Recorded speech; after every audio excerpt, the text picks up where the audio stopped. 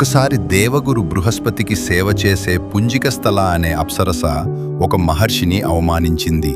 కోపంతో మహర్షి ఆమెను శపిస్తూ, నీవు భూమిపై ఒక వానర స్త్రీగా జన్మించాలి అని అన్నారు.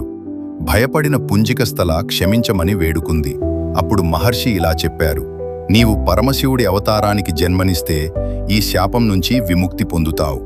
అలా పుంజికస్థల భూమిపై అంజనా అనే వానర స్త్రీగా జన్మించింది. ఆమె పెద్దయ్యాక కేసరి అనే వానరుణ్ణి వివాహం చేసుకుంది. అంజన పరమశివుని భక్తితో రాత్రింబవళ్లు ప్రార్థించేది. అదే సమయంలో అయోధ్యరాజు దశరథుడు పుత్రకామేష్టి యాగం నిర్వహించాడు.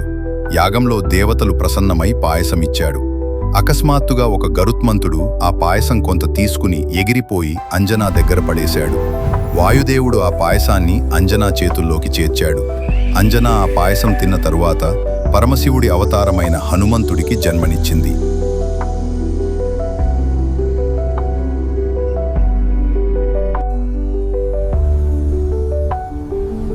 ఆమె శాప విముక్తి పొంది స్వర్గానికి చేరుకుంది.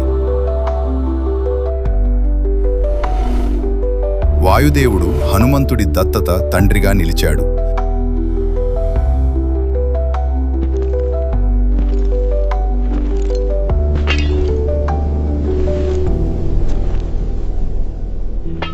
అందుకే హనుమంతుణ్ణి పవనపుత్రుడు అని పిలుస్తారు.